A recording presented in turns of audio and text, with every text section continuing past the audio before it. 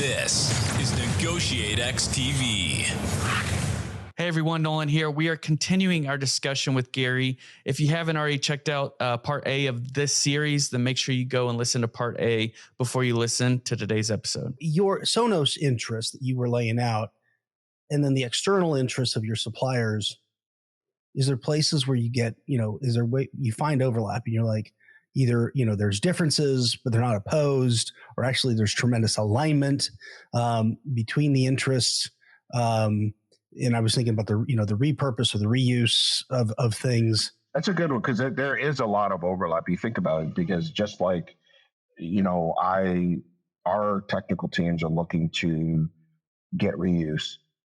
The supplier, right, is looking to, continue a strong line of supporting different Sonos products, right? So they can say they have their name or their brand in this product and this upcoming one.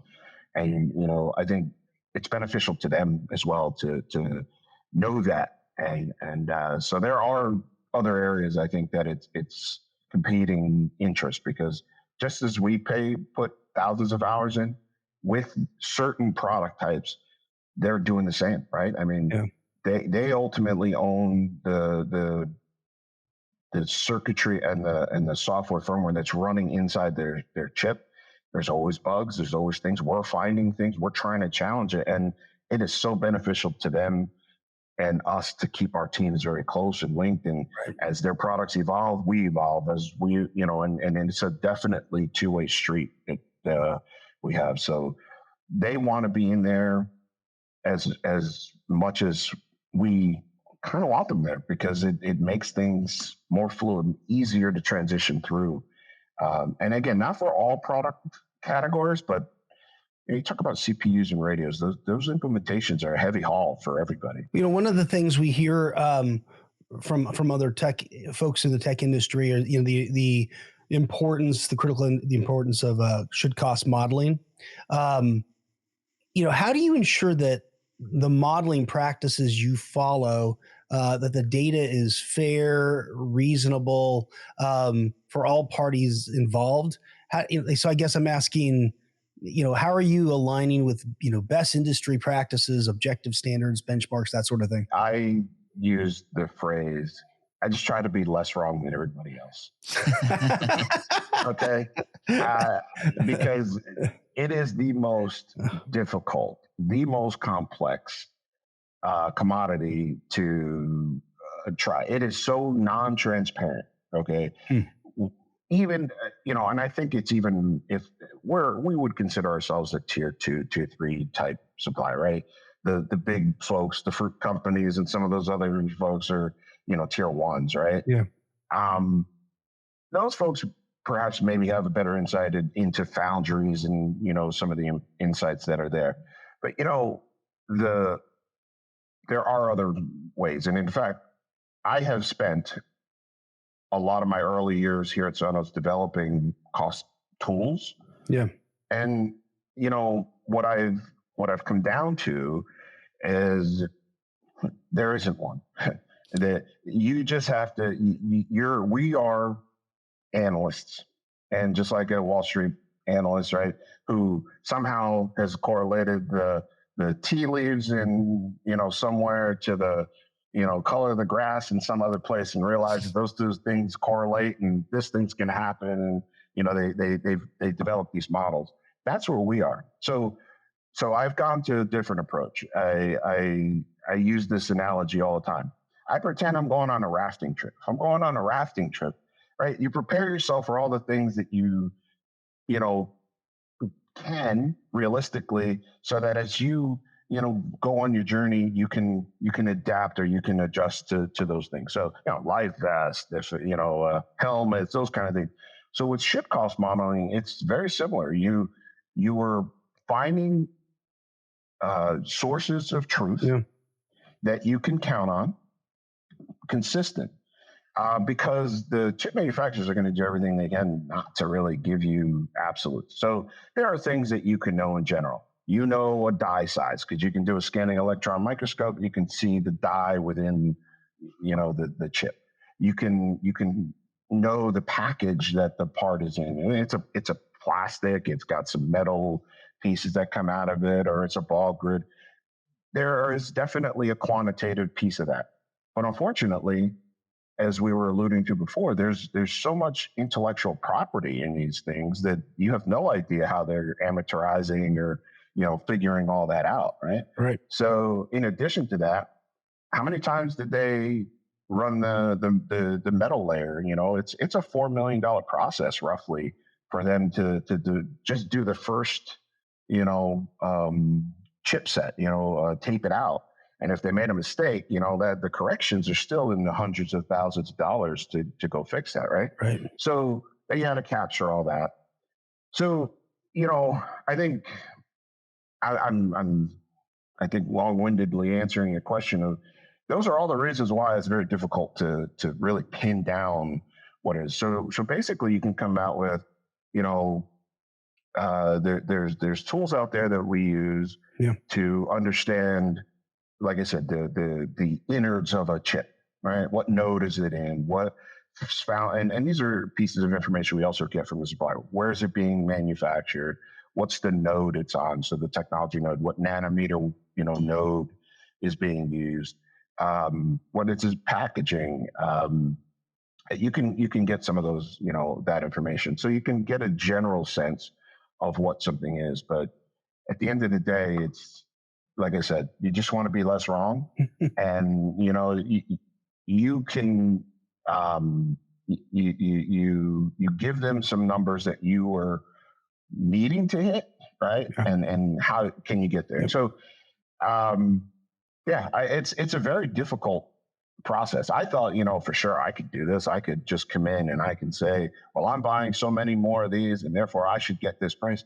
Volume and price don't necessarily align well. They don't. And for certain commodities, for the passives, for what we call popcorn parts, passive like capacitors, resistors, non-silicon based type, okay, fine. Those you're buying in the, tens of millions, billions of pieces, right? They're the support pieces that go around the main silicon chips. But the main silicon chips is really difficult, very difficult to cost, but important. And so I think in summary, basically we can get close and we can tell whether or not somebody is not giving us a fair price. And we use the tools that we have to challenge that, but I think it's, I think people refer to, I think it's Moore's Law, right? Yeah. I don't know if you've ever heard of Moore's Law, where, these transistors continue to double and you're in its capability but the computer prices keep going down. That was the old way. So it's very strange and very difficult to really nail down on should cost for some of these devices. And if I go back to something you said earlier, as I'm listening to what you're saying, the importance then of the conversation, here's how we're getting there, here's the information we have. You talked about getting some of that information comes from the suppliers themselves. That importance of the relationship established up front would seem to impact your ability to do refinement around cost. Yeah, it is. And the other way to look at it too is cost over time.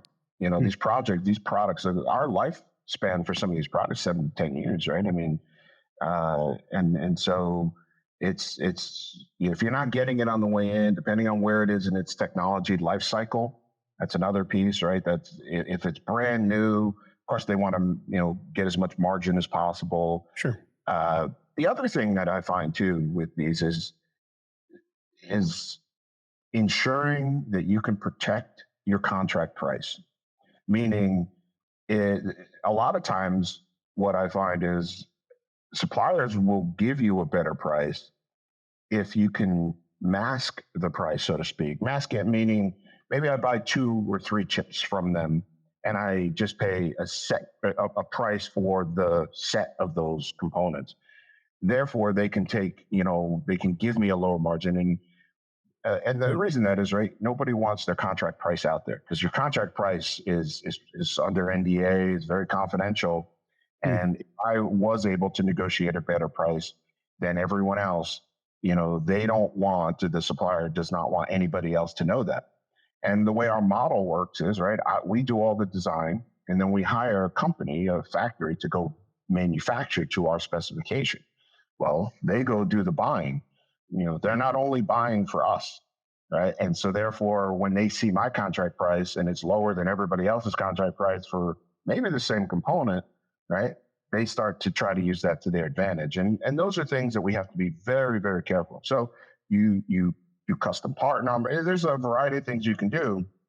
So that, and I guess I think that's another important point to make is there's oftentimes ways when you can't meet, on what you want versus what they are asking for. What are those gaps? Why is that? And sometimes we find is like, hey, no, this is so important to us. It's just coming out, and we can't do that because then everybody's going to want that price right away. And so that actually was one of my moments at Sonos where I did that. I did a custom part number with a company to get like a further 20% drop in cost that nobody else had. And I was able to enjoy that for a period of time. And it's something I hadn't thought of before. And it's just, the chip has a number on the outside of it, right? Right. They don't look the same. The numbers are on it look different, and I now use that as part of my repertoire is, hey, can we go custom number? Can we mask? Can we do, and I was surprised to learn that is another angle to try to get your should cost and their cost. Yeah. Thank you. An awesome example of being creative there, Gary. But I think this also lends to a segue here, and it's a lot of common pushback that we get from our tech clients, and that's when they're dealing with sole source manufacturers for their products, or these chip manufacturers who you may be stuck having to use. What we often hear tech clients say is, well, we just don't have an alternative. There's nothing we can do. We have to go with this. So I was trying to get your insight on if, there's anything that you can do strategically or tactically so that you better your alternatives, whatever they are. I think we always have a choice. We always have alternatives. It's just a matter of how much money and time do we have, right? And that's the root of everything. Back to take radios or platforms. There's a lot of man hours, people time put into these products, right? And having multiple relationships for those parts is difficult, but certainly not uncommon. And so I think, there's a couple things that we think about now.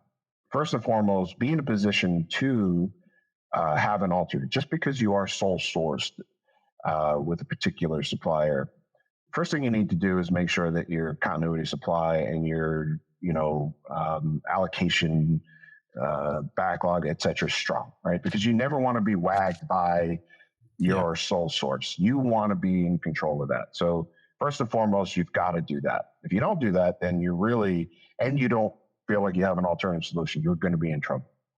So once you have that in place, then I think you have to get creative. I think there are ways of maybe not initially having two sources, but alternate configurations is something that we start looking at. And through our continuing sustaining engineering teams or other groups, right? If we can justify a lower cost part, right? And we know it's going to take that, a large effort, but at least you have something that you're working on. And, it also serves a second purpose, which is your primary source, right? Is now becomes aware that, hey, on our second iteration. So you use it to balance them. Yep. And I will tell you, it's something that many of us have struggled because the amount of effort that it takes to develop some of these parts in your circuitry and the relationship that you have to have, having multiple companies and multiple software teams doing that is not affordable all the time, you know? And so you got to get creative, and I think we've been very successful with that in helping to balance that, because the only thing you have then to negotiate against, cost downs or cost ups or anything, is the research that we referenced before. Whereas now, if you have two players in the house, that you can work them against each other a little bit and make sure that you're getting better pricing. But there are some situations, and those situations are typically due to, like I said, high integration with each other, or somebody was the first mover into that technology space. And so don't take your eye off it. That's the other thing I would say is, okay, I was sole source this year. Company X was the first mover. We're there. We're on that bleeding edge of technology. Got it. People are, that puts a target on that supplier. Everybody's going to want to get to that space, so really monitor your AVL, monitor your allocation strategy, look at your sole source parts. It's a continuous review, because sometimes those can be forgotten, and because you think you've established it, it's in the machine, it's working, everything's good, and then all of a sudden something in the world happens and you're like, uh-oh. Right. the unexpected. Yeah. What I appreciate about what you just was talking about with this continuous process is it really throws out the idea that you can approach these sorts of negotiations with any degree of linear thinking. You've got to be looking at the layers, and as you're having, conversations with supplier A here, you're doing internal things. You're also looking at what's happening in the industry. That's just highly complex. It's chess. I tell people that all the time. It's a massive game of chess that you try to figure out, and you just, again, like I said, you hope to be less wrong, and put your, I shouldn't say hope. Hope is not a great strat. You do all the things to put yourself in a position to succeed, and at least be less affected by things that are out of your control. Right. I think that's, because things are going to happen to us no matter what. And as long as we're in control of things that we could have been in control of and have good mitigations, we find ourselves in a much better position. So even in chess, sometimes you lose. This is a tough question, but I feel like I can ask you this. You've been doing this for a while, Gary. Do you have an example of a negotiation failure that you've learned from, and what you were able to learn? And are you willing to share that with us? Yeah. You learn from your mistakes, right? As I tell people, it's only a mistake if you do it twice. It's a learning the first time, right? And I say that very, tongue in cheek, but it's important, because there are people who that word failure is hard to hear, hard to take. For me, the same, right? And so young team members and new team members, I always say, hey, well, I guess we learned from that one, right? And as long as we don't do it again, I guess we learned. So yeah, there were early on, I think, I thought I would have this negotiation just solid, and I tied it around. It was a rookie mistake. I tied it to a volume, and I didn't do some research in terms of where the product was headed, and the potential risks that were there, and it didn't work out. And we tied it to an NRE. So they did this design, a couple $100,000 that they had. And I said, all right, well, we'll buy 2 million widgets, and after that we're square. And I think we only wound up buying the 800,000. Far miss, big miss.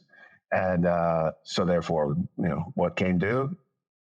$300,000 worth of NRE, and that was a hard pill to swallow, But it was a lesson that I learned, that tying things to volume is a bad idea, because the volume is dependent on so many factors outside of your control. and it was a single product SKU. There wasn't a high, if it's in some of your products, you can throw a decent number and hit it, but Yeah. it's not a good practice, and it's a practice that I have since never repeated. And it was hard to say, could you sign this?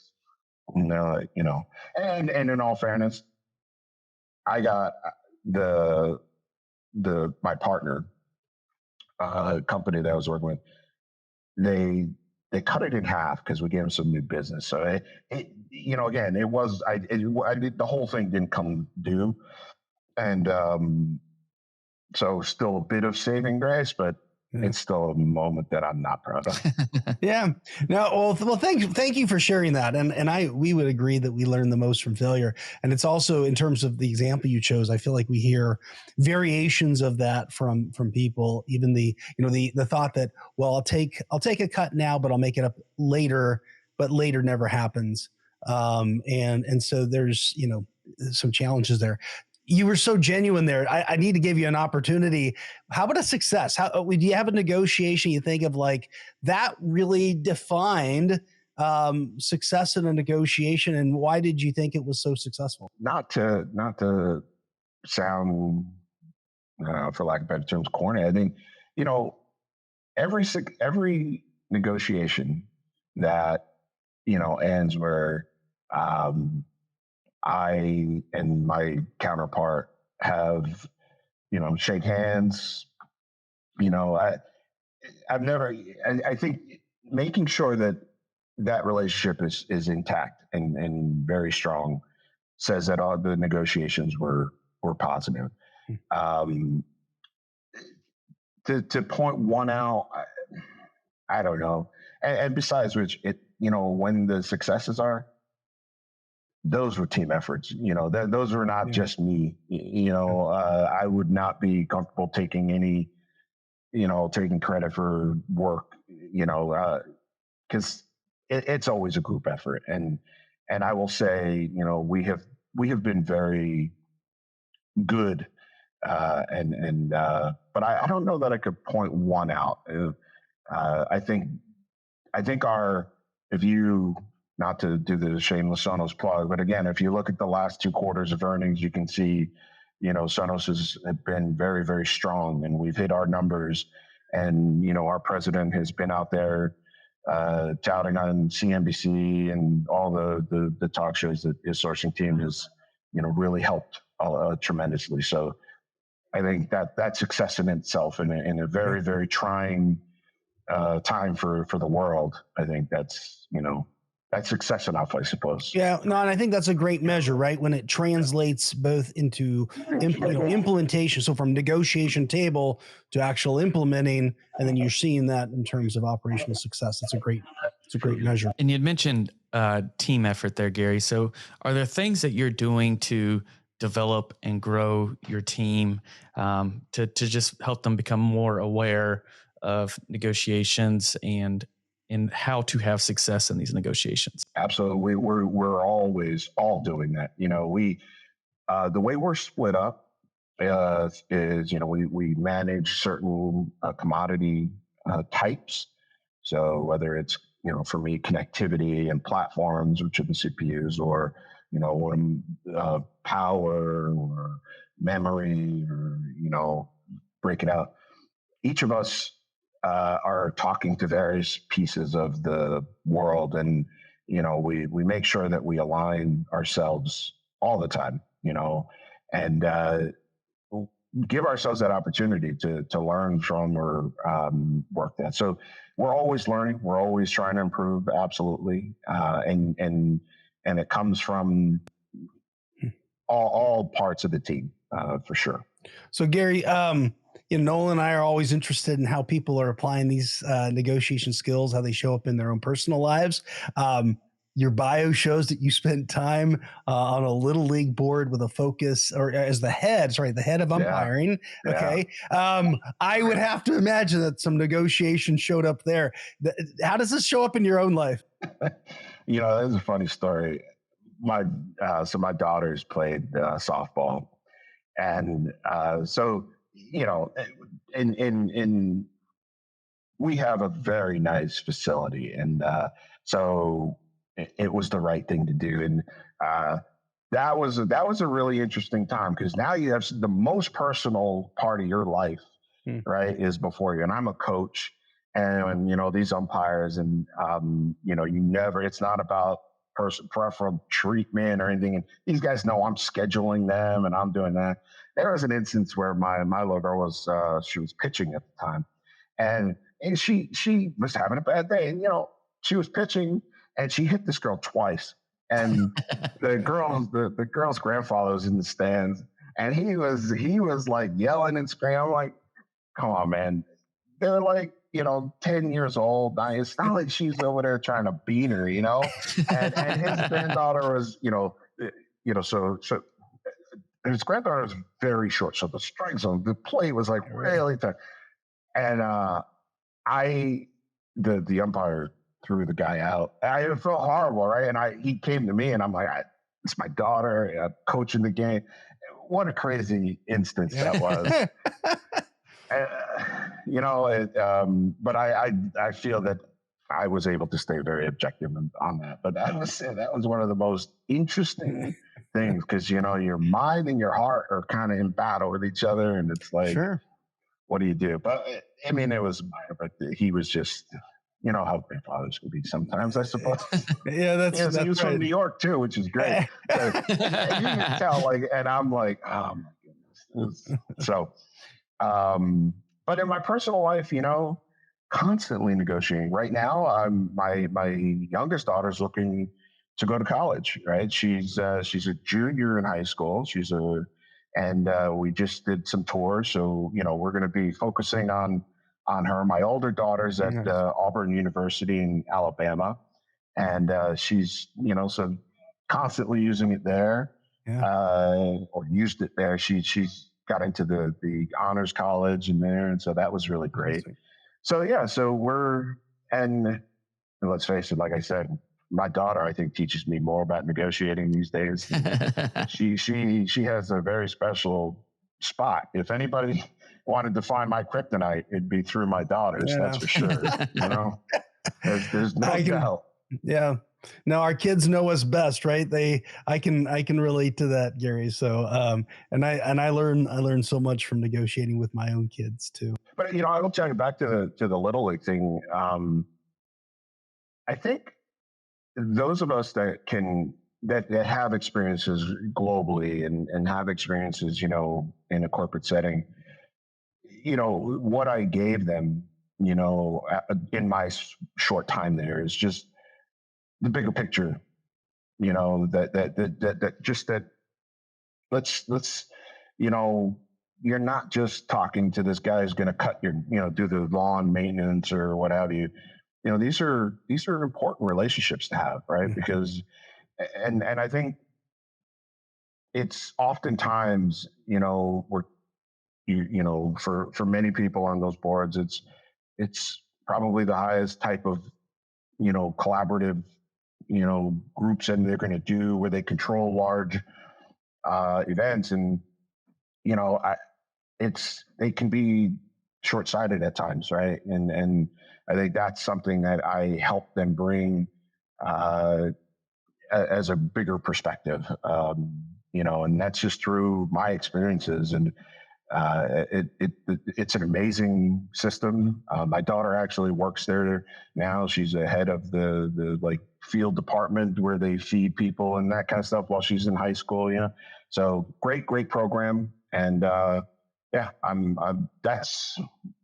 know I was able to help them and support them for my little time that I was there. Nice.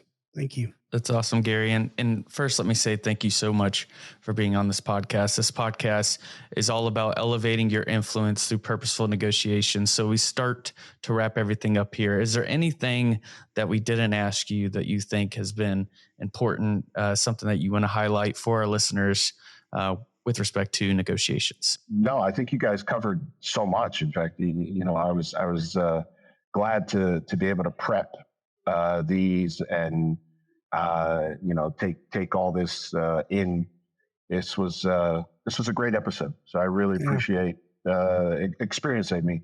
It was a great experience, and I'm excited that you gave me the opportunity. Oh, thanks for joining us. Yeah, I did want to say one more thing. No, just thank you both for your service. That is very near and dear, and anyone who rings that bell. I have a brother who's a Marine, another brother who's sergeant in the state police of New Jersey, and thank you to you guys. You guys really have allow us to sleep peacefully at night, and thank you for all your service. Really appreciate that. Thanks, Gary. Appreciate it. Yeah, thank you, Gary. Turn it over to Aaron for closing thoughts. Yeah, so many great takeaways here. So really appreciate Gary's time. There was a nice combination of relationship and the importance of relationship at the beginning of our conversation. How relationship is key. I think you said honesty, integrity, and trust. And then as we go from boardroom to ballpark, even at the end, being able to make that linkage and helping people maybe broaden their perspective. And think about how collaboration and the importance of these relationships can be. So I really appreciate that. I hope folks go back and really listen to how you manage alternatives. I thought that was really fascinating, right? Being in a position to manage them well, really, looking internally, alternative configurations, having those conversations, and then not taking your eye off, off what things are happening in the industry. So this year might have to go sole source. That doesn't mean I have to the next year. And that perspective I think is so helpful. And then I'll just finish with what you said about the importance of prep, right? Who's in the room, and that we're always better when we're able to bounce ideas off each other. So those are just kind of 3 key ideas that I pulled out of, I think, so many, Gary. So thanks again. Thank you. I if I may, there was one thing I did want to just go back and mention. Absolutely. And that is, relationship is obviously key. All of those things that we stated are great. It doesn't mean that we don't put formalized agreements or formalized documentation together. However, I think everybody should realize that if you're living in those documents, if you're pulling those documents out and said, look, on page 4, you've already lost, right? Yeah. And so I don't want to dismiss the legal instruments that have to be put in place. But I think everybody should know that you can have the best legal document. You can be the best, word crafter there is. That's right. But if you're talking about that and arguing about that, everybody's already lost. Yeah. There's only the people in the room that are winning are the lawyers, right? So just, be mindful of that. I think the power of the relationship, strong relationships, the legal thing has to happen. And you hope to never bring those out, because if you did, all the other stuff has had to have already failed. Yeah. And let's face it, nobody wants to be there. Perfect point. Yep. Agreed. To our listeners, thank you so much for listening to today's episode. If you could please rate, review, and subscribe to the podcast, both Aaron and I would greatly appreciate it. If you have any questions or anything you want us to cover in future episodes, please send us an email at team@negotiatex, and we will get to that. If you are an organization like Gary's, either bigger, smaller, or the same size as Sonos, we are happy to take you on as a client. We still have some client opportunities here for 2022, and we'd love to help you out. If you need anything, please don't hesitate to reach out. Thanks for listening, and we'll catch you in the next episode. Hey, thanks for checking out this video on NEGOTIATEx TV. If you found any value at all, please hit the subscribe button, hit the notification icon if you want to be notified of future videos. And then we also have a couple videos over here that you might be interested in checking out. If you and your small business, your team are looking to get negotiations or leadership training, then you can head over to negotiatex.com and learn more about the coaching services we offer. Thanks, and I'll see you over in the next video.